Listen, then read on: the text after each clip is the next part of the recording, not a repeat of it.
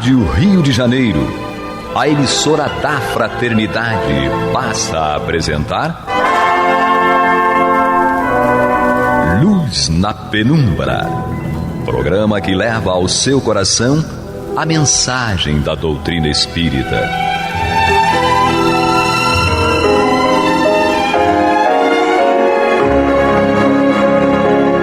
E agora com vocês, Aloísio Guigino e Eduardo Araújo, para o estudo da obra O que é o Espiritismo, de Allan Kardec.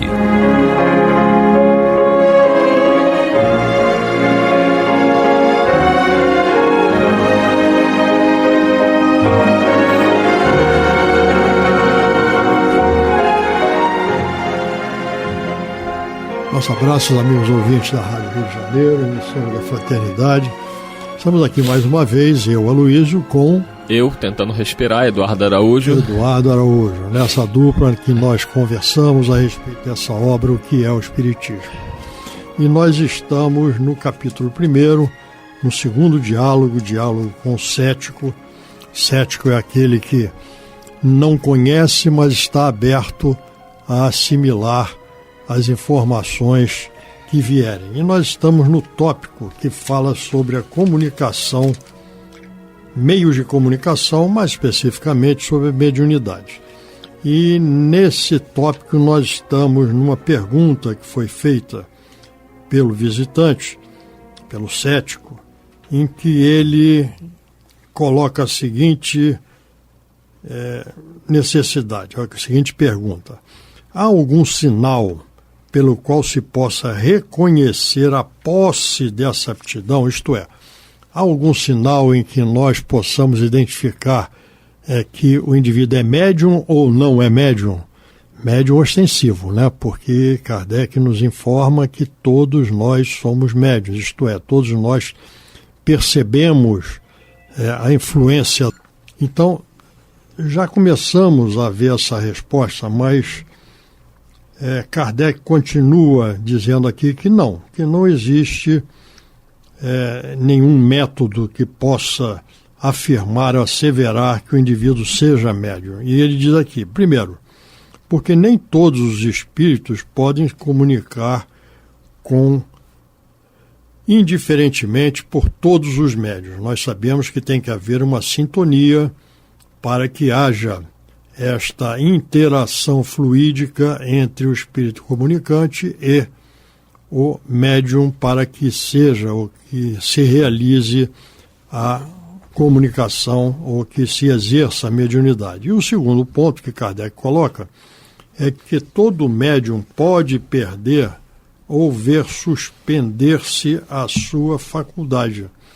Então a mediunidade não é uma coisa que, uma vez adquirida, ela seja permanente, qualquer que seja a conduta do médium. Muitas vezes essa mediunidade é suspensa pela espiritualidade como um meio até de proteção do médium para que ele não se endivide mais.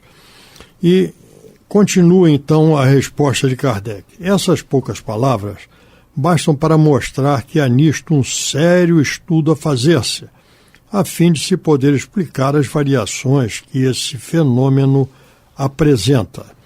Seria, pois, um erro que todo espírito possa vir responder ao apelo que lhe é feito e se comunicar pelo primeiro médium de que lance mão. Para que um espírito se comunique é preciso, primeiro, que lhe convenha fazê-lo. Então é aquilo que o Chico sempre dizia, o telefone toca de lá para cá. Certo? Nós podemos invocar, mas nem sempre teremos a resposta. Segundo ponto que Kardec coloca, que sua posição ou as suas ocupações lhe permitam. Os espíritos não estão à nossa disposição a todo momento. Tem outras atividades, então poderão ou não atender, dependendo das suas ocupações naquele momento. E um terceiro ponto que Kardec coloca, que encontre no médium um instrumento apropriado à sua natureza. Então, é aquilo que nós já, de certa forma, realçamos ao início. Para que um espírito se comunique, é necessário que haja uma simbiose fluídica e que o médium tenha condição de ser o porta-voz desse porta-voz ou porta-escrito, ou o que queiram, certo? Deste espírito que está se comunicando. Então tem que haver o médium tem que ser um instrumento apropriado para que esta comunicação se realize. Nós sempre repetimos aqui, é um fato, contra fato não há argumento, né?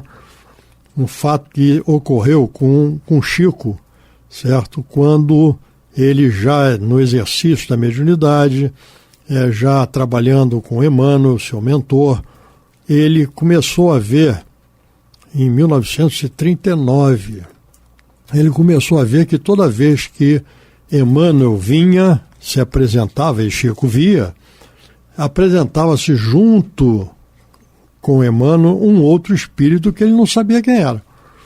E isto durou 3 anos.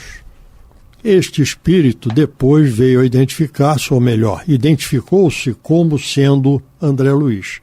Não é esse o seu verdadeiro nome, mas como ele provinha de uma família radicada em Niterói, que ainda tinha muitos componentes que estavam encarnados aqui, para que não houvesse nenhuma outra conotação, ele identificou-se como André Luiz.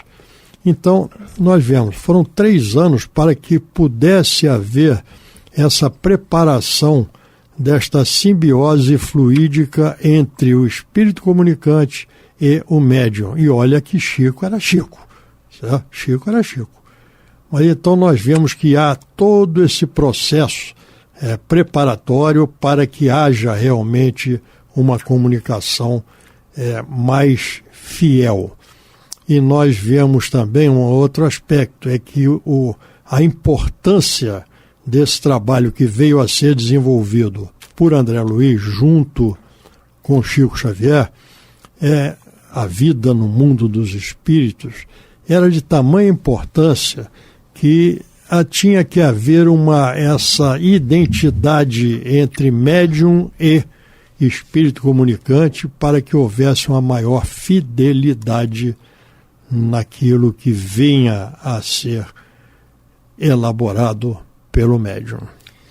Continue, por favor. Quero ainda enfatizar essa frase de Kardec, é muito importante, né, que seria, pois, um erro crer que todo espírito possa vir responder ao apelo que lhe é feito e se comunicar pelo primeiro médium que quer que se lance mão.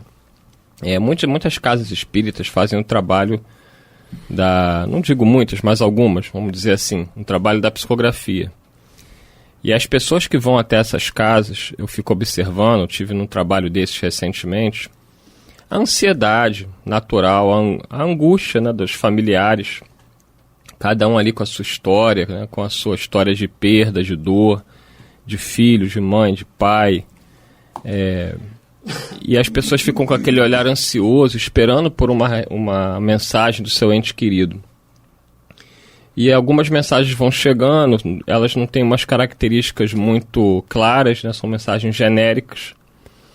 Outras vêm até com alguns nomes, mas normalmente não tem ninguém na assistência.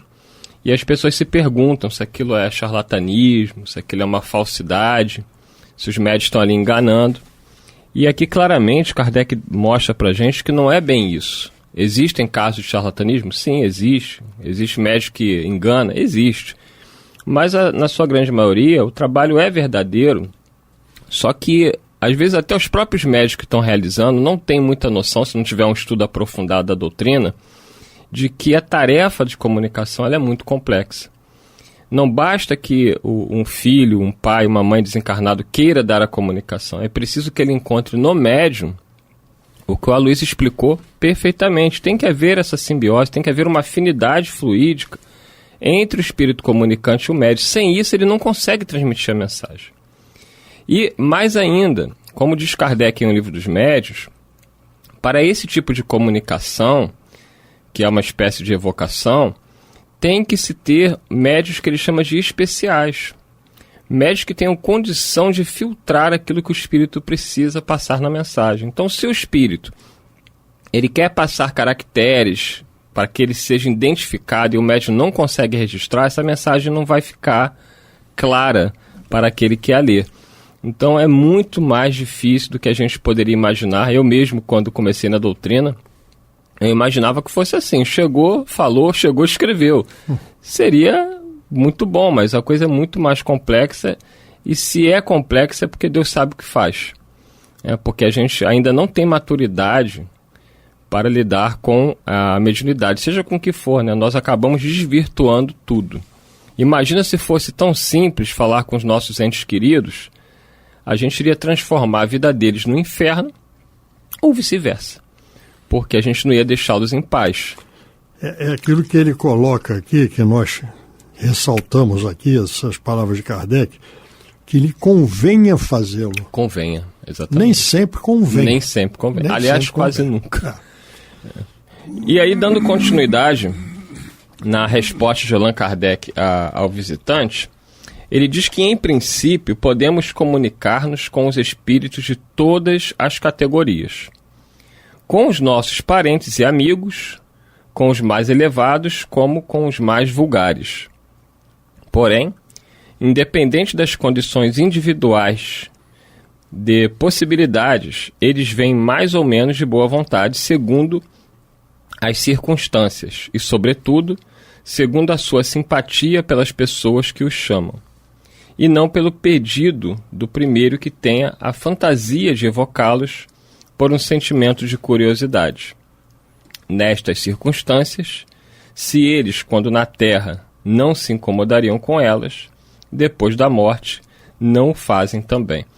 E aí a gente verifica a importância desse livro, que é o Espiritismo, que foi publicado no momento em que só havia o Livro dos Espíritos, posteriormente numa nova edição já com o Livro dos Médios, mas no esclarecimento, até hoje, né, com todas as obras que nós temos, informações aqui de Kardec preciosíssimas na compreensão do que seja uma comunicação espiritual. E Kardec aqui usa toda a sua capacidade e nos explica as coisas que muitas vezes ficam gerando dúvidas de uma forma muito clara. Simples. Direto. Né? Então, realmente dá uma possibilidade de um entendimento mais profundo a respeito dessas questões, principalmente nessa que nós estamos tratando, da mediunidade. Porque imagina que um grupo de filósofos estudando chegasse à seguinte conclusão: nós poderíamos evocar Sócrates, vamos evocar Sócrates, como se fosse uma mera curiosidade, vamos saber a opinião de Sócrates. Então os espíritos não têm que se sujeitar, como a gente não se sujeita em vida, a atender qualquer tipo de apelo, às vezes descabido, que nos fazem. Então são questões muito assim corriqueiras que Allan Kardec traz de uma forma simples, mostrando que os espíritos não estão à nossa disposição. Que existem diversos fatores que vão influenciar na possibilidade dessa comunicação acontecer ou não. Continua ainda Allan Kardec aqui na resposta. Os espíritos sérios só comparecem nas reuniões sérias, para onde os chamam com recolhimento e para coisas sérias. Não se prestam a responder a perguntas de curiosidade, de prova ou com um fim fútil, nem também a experiência alguma. Então, mais um ponto importante, que é a seriedade das reuniões. Eu observo nas reuniões que eu já pude participar de desobsessão, que apesar delas terem um caráter sério, né, o grupo em si muitas vezes deixa falhas muito grandes pela questão da conduta moral de cada um de nós. Mas como os espíritos observam o caráter da reunião, que é sério, eles dão uma cobertura para que o pior não aconteça. Porque muita gente não tem noção do que é participar de uma reunião mediúnica. As pessoas acham que participar de uma reunião mediúnica é só no dia da reunião você ter alguns cuidados, não comer algumas coisas, não falar palavrão, mas esquecem que o médium, ele é médium todos os dias, 24 horas por dia. E muitas vezes ele vai para uma reunião mediúnica levando com ele mágoas, ressentimentos, brigas com outros médios, disputas, E apesar do caráter sério que tem a reunião, ela fica comprometida pela nossa própria conduta. Então a tarefa de comunicação, de trabalho, é muito difícil. Então quanto mais sério for o trabalho e quanto mais sério for o médium, né, a seriedade que ele tem que ter consigo mesmo, da sua mediunidade, da sua conduta, mais os espíritos nobres poderão atuar nessas reuniões. Continuando, Kardec diz: os espíritos frívolos andam por toda parte, porém nas reuniões sérias calam-se e conservam-se afastados para escutar, como fariam estudantes em uma assembleia de doutos. Nas reuniões frívolas, eles tomam a desforra, fazendo de tudo, divertimento, zombando, muitas vezes, dos assistentes e respondendo a tudo sem se importarem com a verdade. Uma observação aqui. Nós vemos que, hoje em dia, raramente, ou quase nunca acontece o que acontecia há tempos atrás, quando as reuniões muitas vezes ocorriam com os seus componentes sem conhecimento daquilo que estavam fazendo. Então nós víamos nas reuniões médiuns subindo na mesa, gritando, quebrando coisas, certo?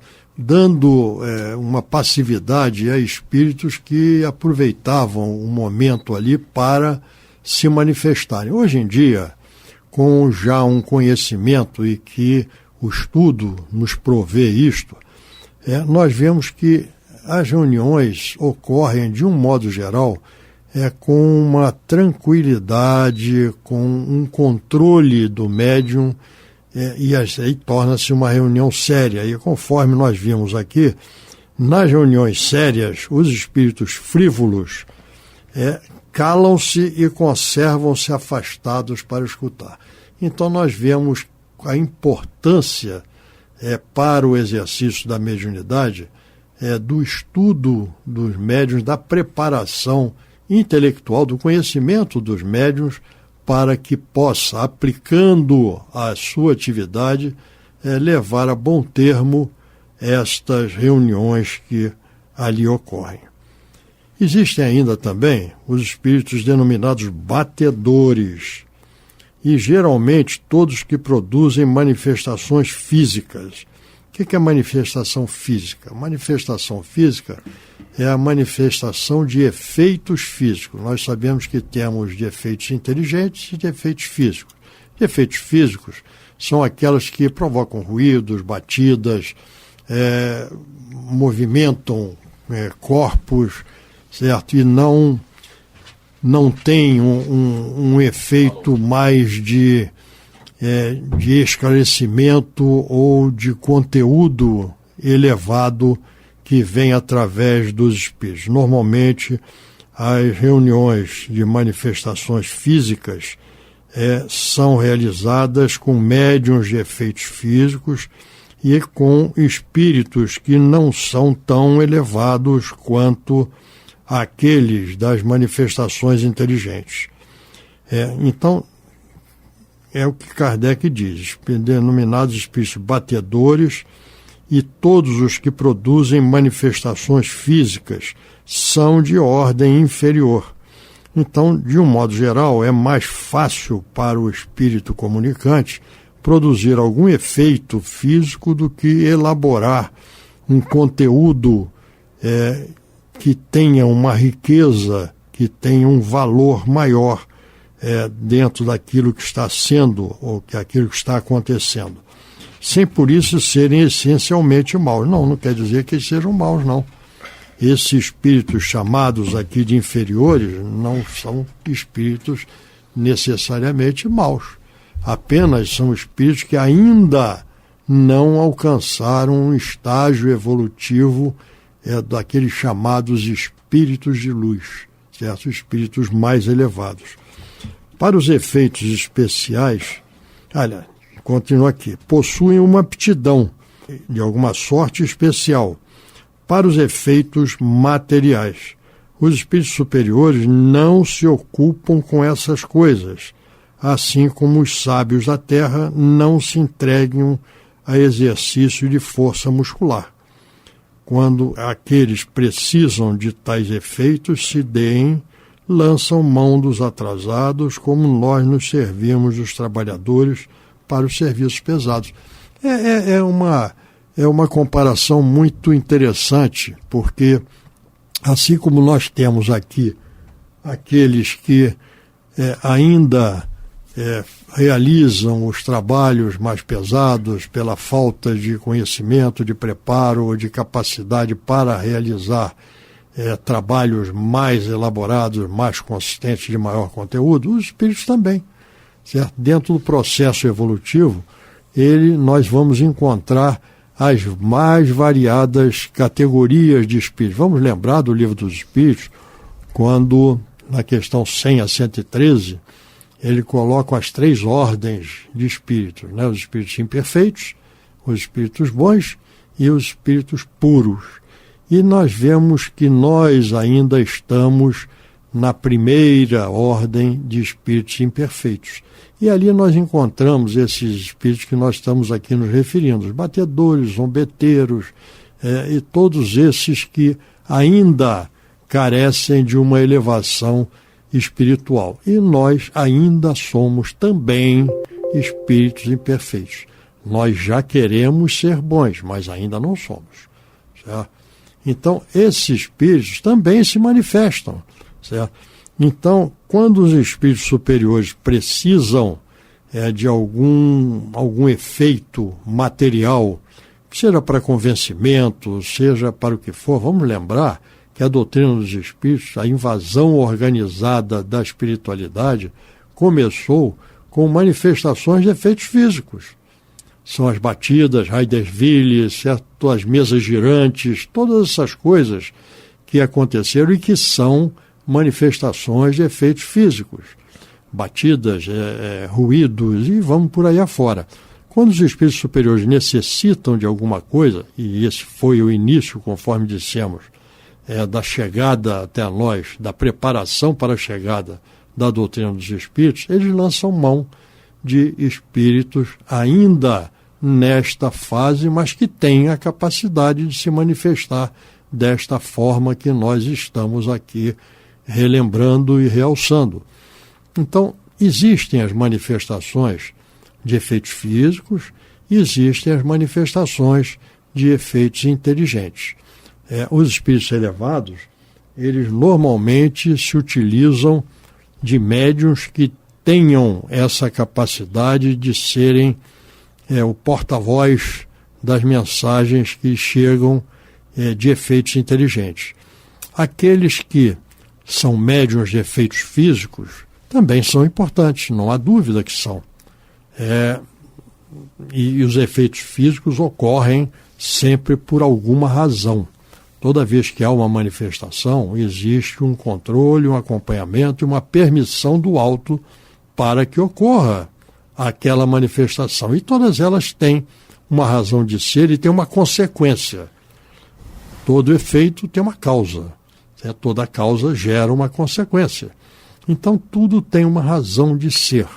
Certo? E nós verificamos que o processo dessa comunicação é diferenciado nas comunicações inteligentes, das comunicações de efeitos físicos, que mais adiante nós vamos ter oportunidade de conversarmos a respeito, mas no Livro dos Médiuns, capítulo 3º, se eu não me engano, do método, nós encontramos todas as explicações que nós precisamos a respeito. E com isto, nós deixamos todos curiosos e marcamos o nosso próximo encontro na próxima semana, se Deus quiser, e Ele há de querer. Que muita assim paz. Seja, muita paz. Você está ouvindo o programa Luz na Penumbra.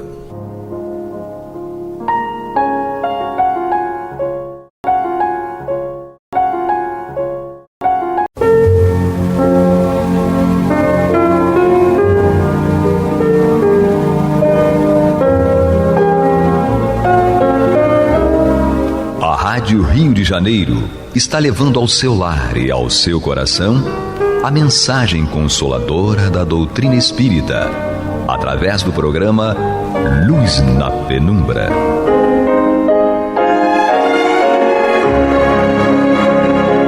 E agora com vocês, César Augusto Lourenço Filho, para comentar os textos da Revista Espírita de Allan Kardec no período de 1858 e 1869.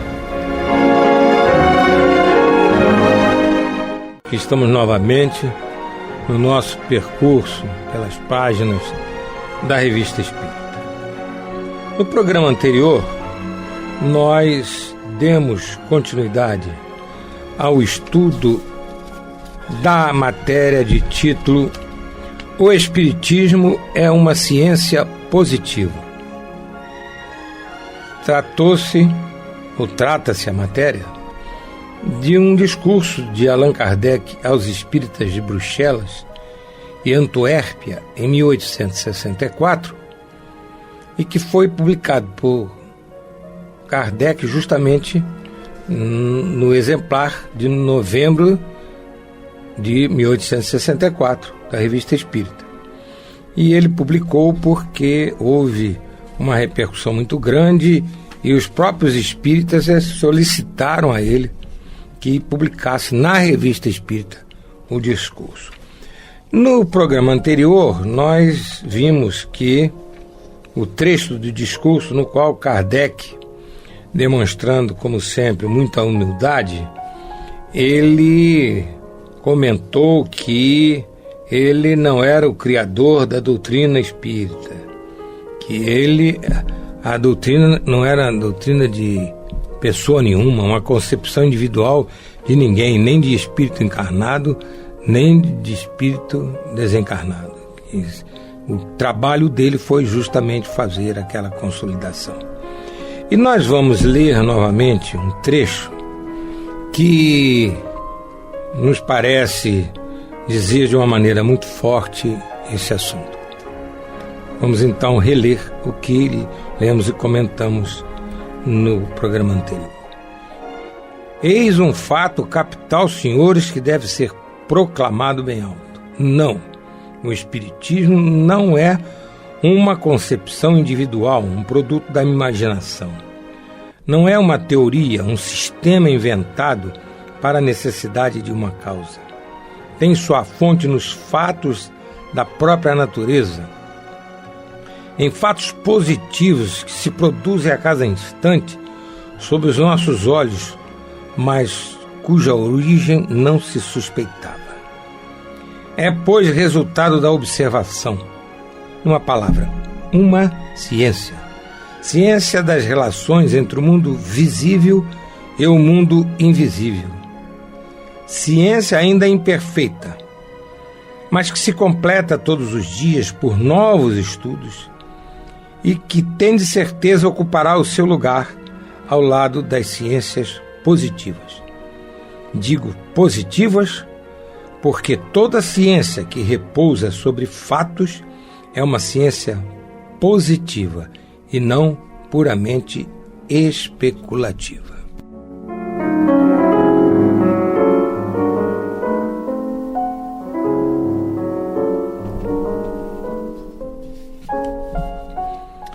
Vamos dar continuidade então ao estudo do discurso de Kardec, feito em Bruxelas e Antuérpia em 1864.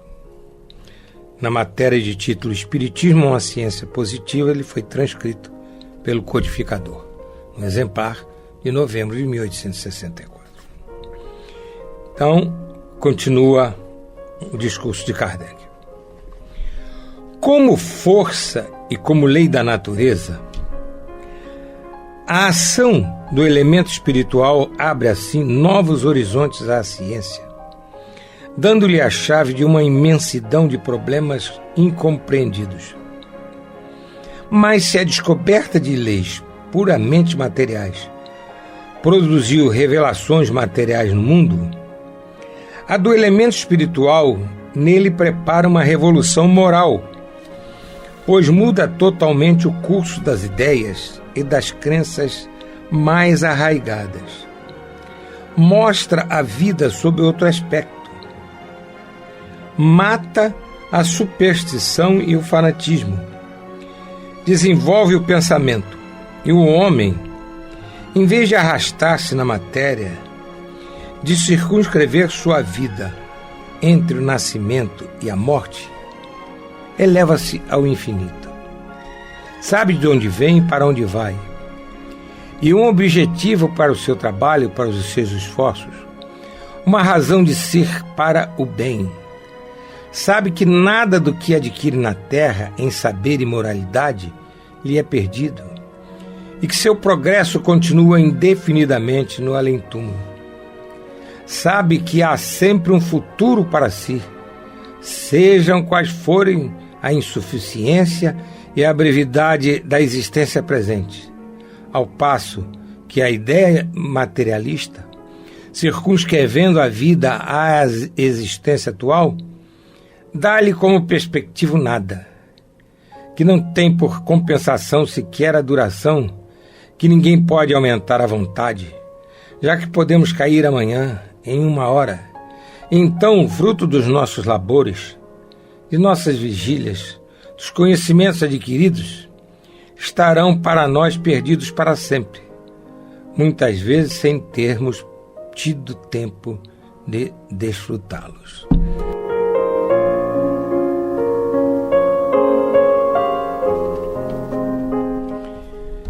Então, como vimos, Kardec, após enfatizar que a doutrina espírita surgiu justamente dos fenômenos materiais, dos fatos materiais que chamaram a atenção do mundo inteiro e que deu uma repercussão muito grande na parte material da vida humana, que realmente criou essa ciência, esse campo de ação científica que esses fatos ensejaram.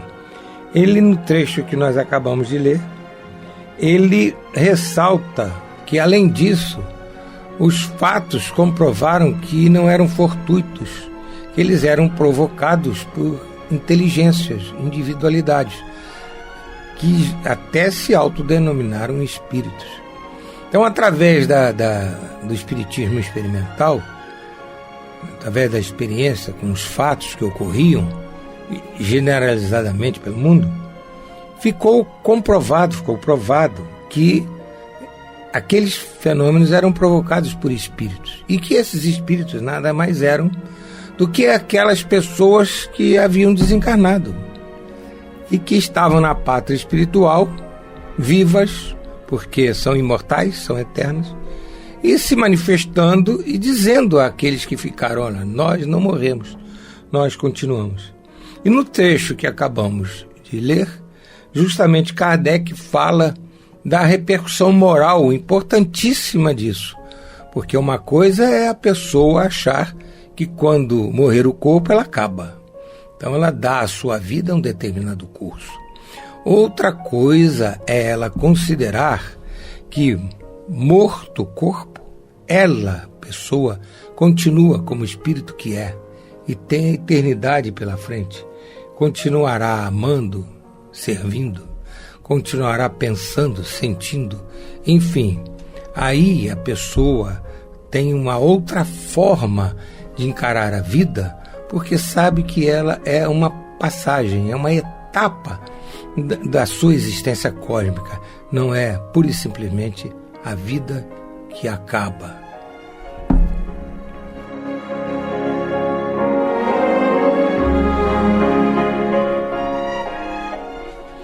Continua Kardec no seu discurso aos espíritas de Bruxelas e Antuérpia em 1864, e que foi transcrito por ele, Kardec, no exemplar de novembro de 1864 da Revista Espírita.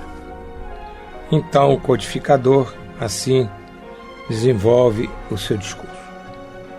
O Espiritismo, repito, ao demonstrar não por hipótese, mas por fatos, a existência do mundo invisível e o futuro que nos aguarda, muda completamente o curso das ideias, dá ao homem a força moral, a coragem e a resignação, porque não mais trabalha apenas pelo presente, mas pelo futuro.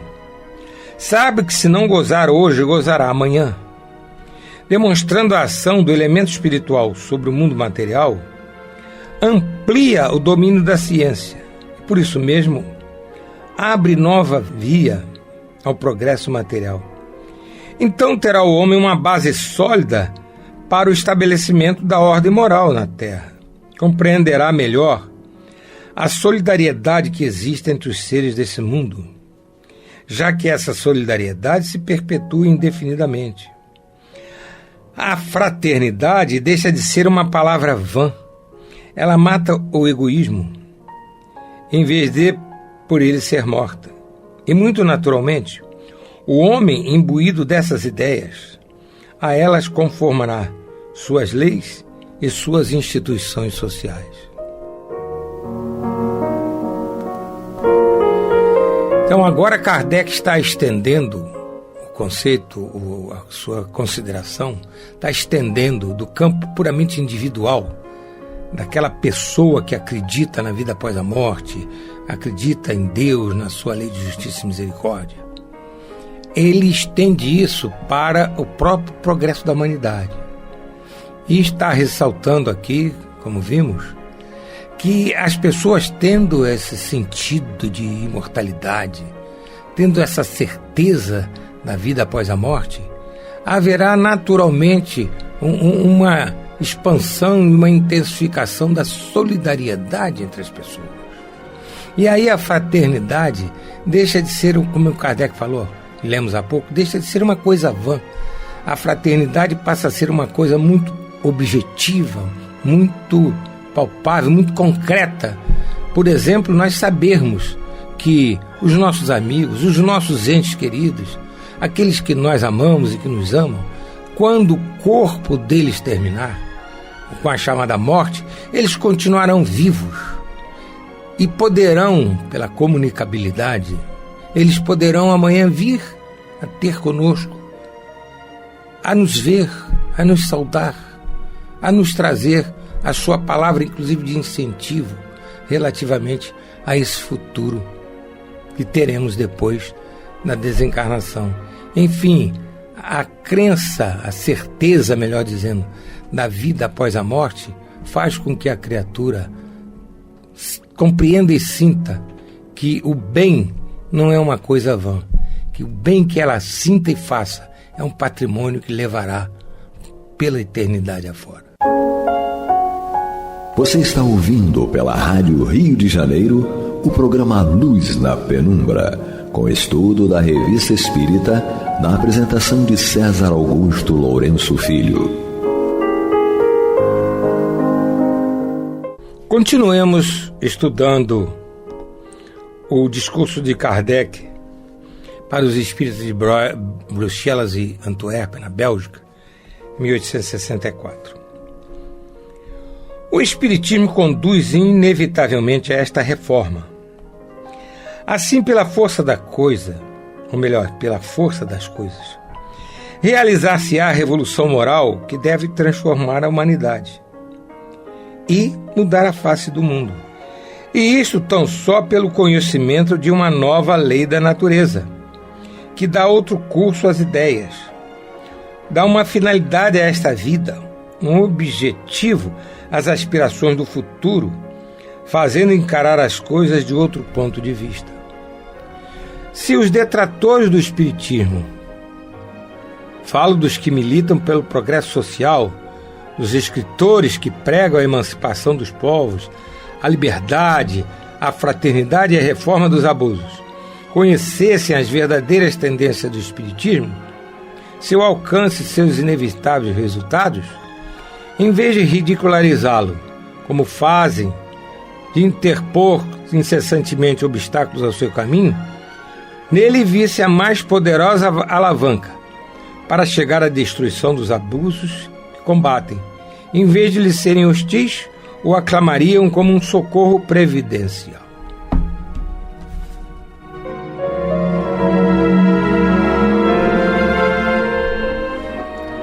Com essa conceituação, queridos irmãos, Kardec está dizendo algo importantíssimo, muito importante. é que esse conhecimento da vida futura, ele realmente promove a mudança da pessoa.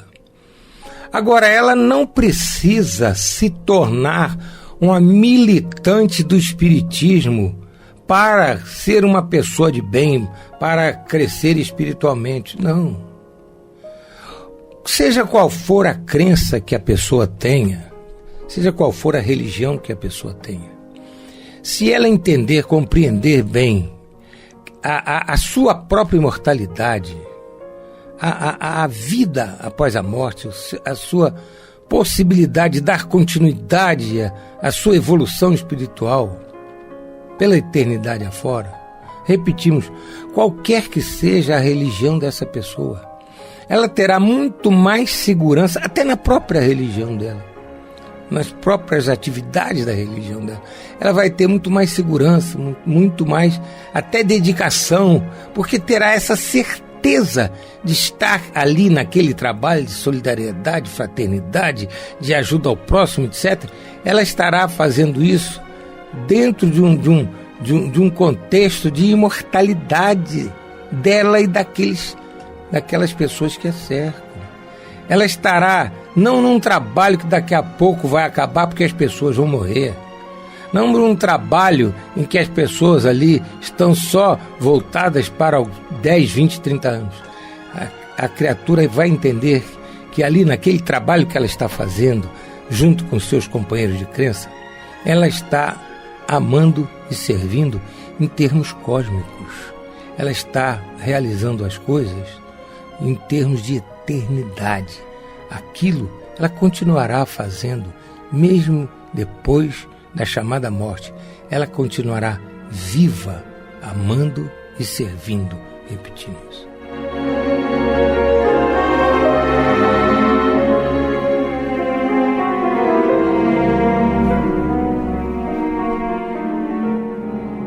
Vamos ler mais um trecho aqui do discurso de Kardec para os espíritas de Bruxelas e Antuérpia, na Bélgica, em 1864, e que Kardec transcreveu na Revista Espírita de novembro desse mesmo ano, 1864.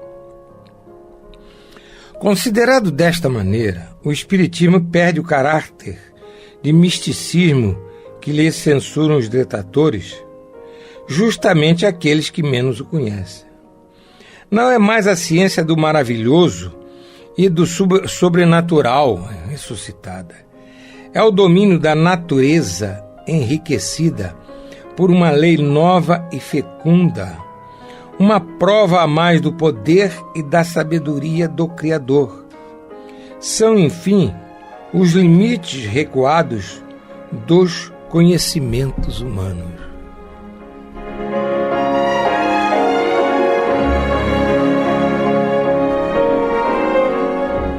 Mais uma vez, queridos irmãos, Kardec lembra que a doutrina espírita, ela vem justamente para procurar esclarecer aqueles que dela se abeiram a respeito desse fato de que nós não morremos e que ao desencarnarmos continuamos fazendo parte da natureza, como força da natureza. De vez em quando Kardec fala isso, que os espíritos desencarnados, ao fazerem aqueles fenômenos, ao promover aqueles fenômenos de ruídos, pancadas, de movimentar objetos, etc., eles estavam nada mais, nada menos do que exercendo um poder natural que a natureza confere quando a criatura desencarna.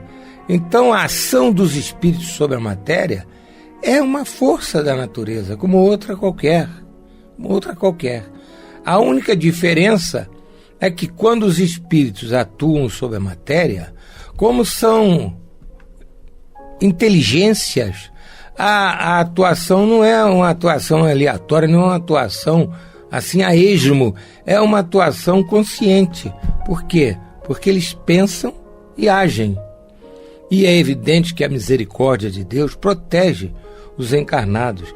Há pessoas que, desfazendo-se de algumas coisas, algumas crenças que sempre tiveram, elas passam a achar que os espíritos podem atuar sobre nós e ficam até com medo dos espíritos. Não há necessidade de termos medo de espírito, queridos irmãos, porque quer entre nós os encarnados, quer entre os desencarnados, quer na interação entre encarnados e desencarnados, acima de tudo está a lei divina, a lei de Deus. Deus não permite que um espírito desencarnado venha prejudicar um encarnado por sua livre e espontânea vontade, tendo poder de fazer e acontecer. Não. O que existe é uma lei de causa e efeito que liga uns aos outros em termos daquilo que se fizeram mutuamente e que construíram ali uma responsabilidade entre elas, entre essas pessoas. Quando desencarnam, isso pode continuar, mas não significa que, pelo fato de não ter mais corpo, alguém que desencarnou pode fazer o que bem entenda com aqueles que ficaram. De jeito nenhum. Nós não devemos ter medo da ação dos espíritos, porque Deus nos provê a todos, encarnados e desencarnados, com a proteção da sua lei de justiça e de misericórdia.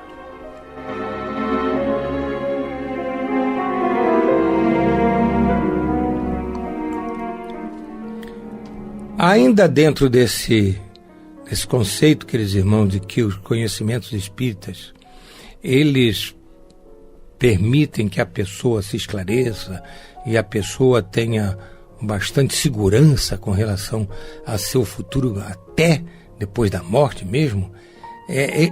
A respeito disso, Kardec, na introdução ao Evangelho segundo o Espiritismo, ele escreveu que, encarado dessa maneira, que o Espiritismo, ao invés de se tornar um adversário das religiões, ao contrário, seria um grande aliado das religiões, porque elas acrescentariam a tudo aquilo que elas possuem de bom e de belo, elas acrescentariam essa certeza do futuro, essa certeza da imortalidade, enfim, haveria um embasamento mais forte justamente para os ensinamentos, para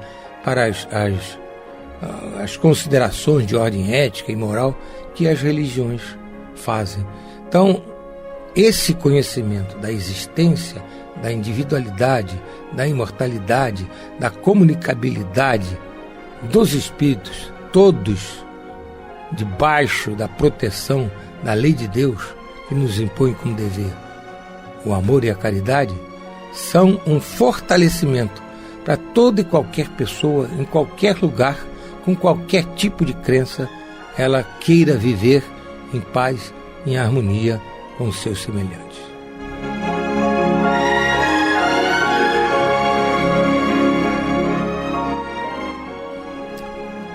Estamos chegando ao final do nosso programa, queridos companheiros, e no próximo nós continuaremos a estudar esta matéria, que é a transcrição de um discurso, de uma palestra, feita por Kardec para os espíritas de Bruxelas e Antuérpia, na Bélgica, em 1864, e que justamente foi por ele, Kardec, publicada no exemplar de novembro de 1864 da Revista Espírita. Muita saúde, muita paz, muita alegria e até a próxima semana.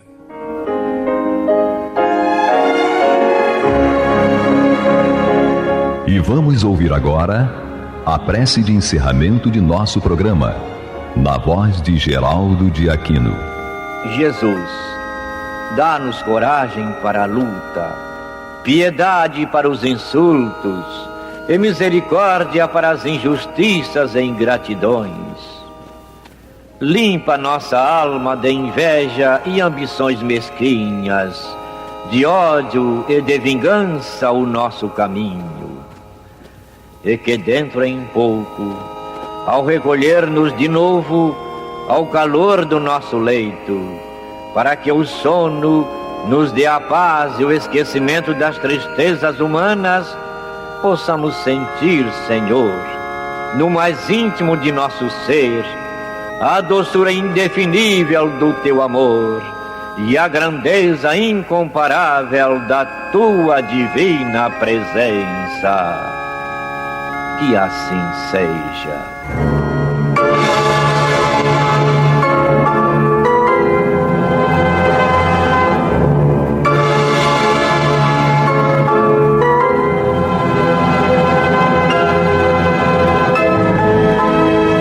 Acabamos de apresentar o programa Luz na Penumbra, que voltará a ser apresentado na próxima segunda-feira, às 21 horas, nesta emissora.